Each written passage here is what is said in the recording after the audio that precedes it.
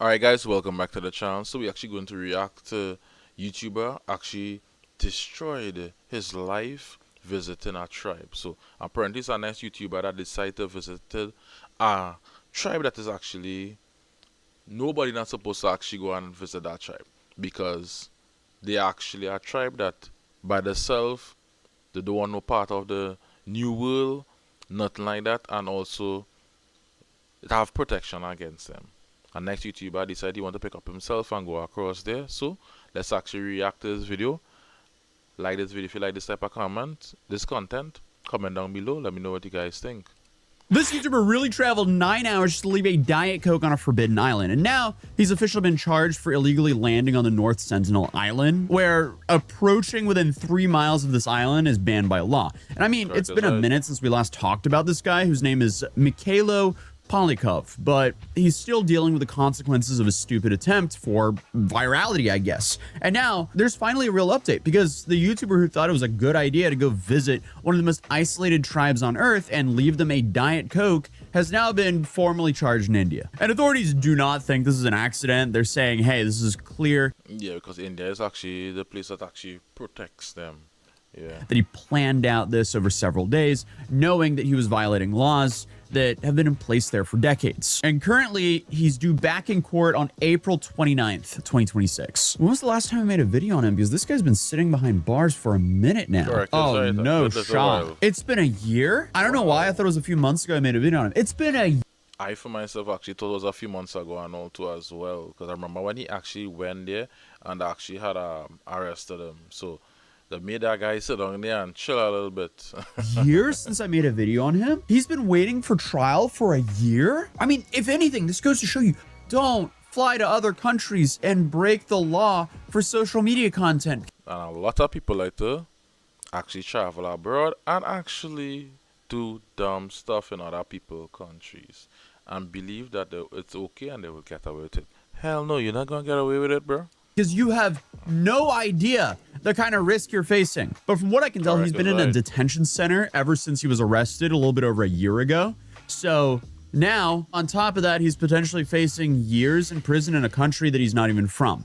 All for a YouTube video. And if you're wondering how someone even builds up the confidence to try something like this, you kind of have to look at the content that he was making before all this happened. Because his whole online presence was essentially about pushing boundaries for views. And we're talking about videos where he would go to extreme or unusual locations, film interactions with people who clearly didn't sign up to be part of the content, and I guess just overall chase shock value. Because one of his last adventures before he was arrested here was going to Taliban-controlled Afghanistan and filming himself trying on a whole bunch of helmets, waving swords, and firing guns. And obviously, the specific stunt that got him arrested, we just found out happened back in March of 2025. And what happened here was obviously showed up to the Andaman and Nicobar Islands, specifically Port Blair, with a camera, a plan, and apparently like zero survival instincts. And this wasn't some spontaneous, I'll just see what happens type of trip, because authorities said he's been trying to reach this island for months and then spent several days planning the specific attempt, which is insane because one single Google search would tell you this is a very bad idea to do.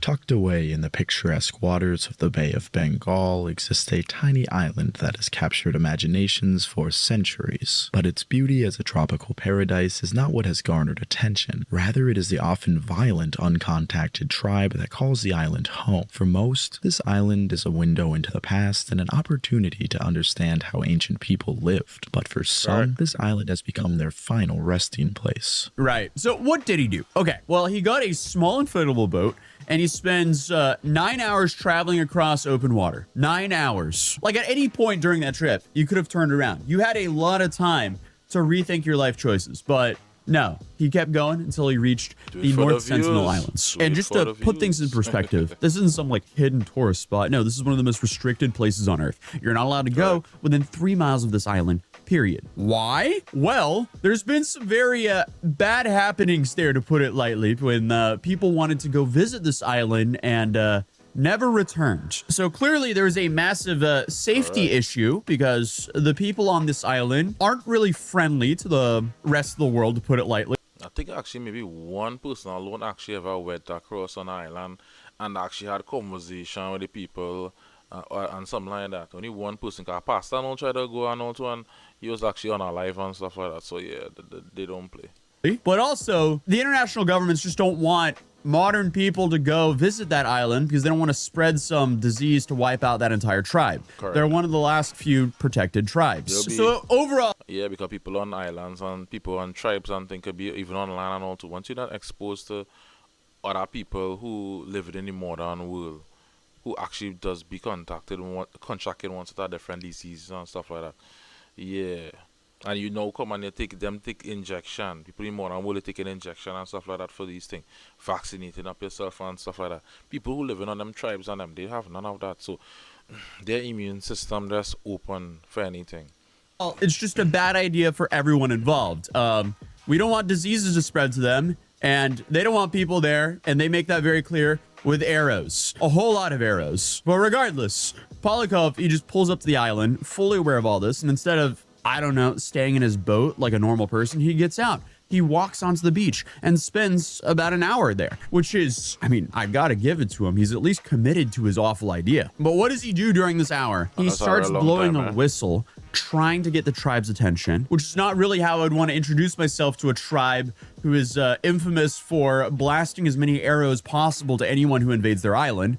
But when no one shows up, because I guess they're not really wanting visitors, he decides to leave behind offerings, a can of Diet Coke and a coconut. I wish I was making that up. An American tourist has been arrested for allegedly traveling to a restricted reserve on a remote island and leaving behind a can of Coke as an offering for the world's most isolated tribe to try. Then he takes some sand, records a bit of footage for his channel, and then just leaves. Like it was a normal beach day, I guess. Mission accomplished. Except, not really. Because he might have made it off the island, but he didn't really get away with it. Because as he's heading back, a local fisherman actually spots him there and immediately realizes something's off. So they report him, and within days, authorities track him down in Port Blair, and he gets arrested. So his trip was over, the content was secured, I guess, except now you're in custody in a foreign country. That just doesn't sound like a win to me. And this is where things get a lot more serious, because I don't know about you, but I would really prefer not to be in a detention center in India. And to make things even worse, police made it very clear that what he did was a serious threat. Not just to himself, but to the entire tribe. And this isn't about like, oh, the tribe might, shoot arrows at you. It's the opposite. Apparently, we're the danger. Even something as small as a cold, something that you wouldn't really think twice about, that could be devastating to that group of people. Because again, they've had zero exposure to modern diseases. So this dude is showing up, walking around, leaving objects behind. Authorities are looking at it like, yeah, this could have gone really bad. And that's exactly why the laws around the island are so strict. And again, this guy just completely ignored those laws. And this is why he's been formally charged with entering a prohibited tribal reserve and violating Indian law.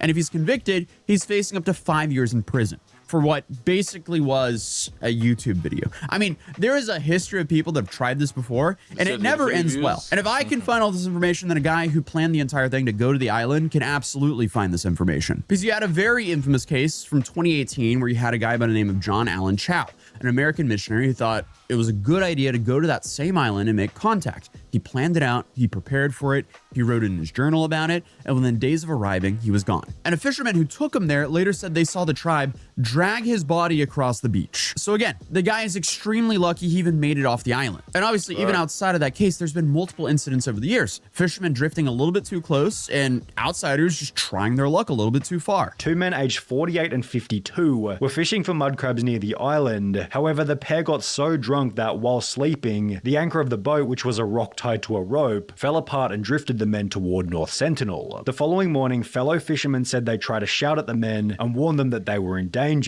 However, they did not respond. They were probably drunk, and the boat drifted into the shallows where they were attacked and killed. And unfortunately, the result is almost always the same, which is why the Indian government doesn't play around with this anymore. There is a strict exclusion zone, naval patrols, and actual laws in place that say, hey, don't go near this island whatsoever. And yet somehow, in 2025, we still have influencers looking at that thinking, yeah, I could probably make a viral video on this island. Like, come on, guys. Even Survival International, the organization that works to protect uncontacted tribes. He was actually just hoping that he actually was be able to go record and he would have been able to leave. That's what he thought. But what had happened is that when time to leave, since because the person that already made a call and tell the authorities what had transpired, They snatch him one time. You understand, man? So he didn't get a chance to leave. But if he get to leave, you'll like get through with making a video, telling you that look, yeah, you'll like get through.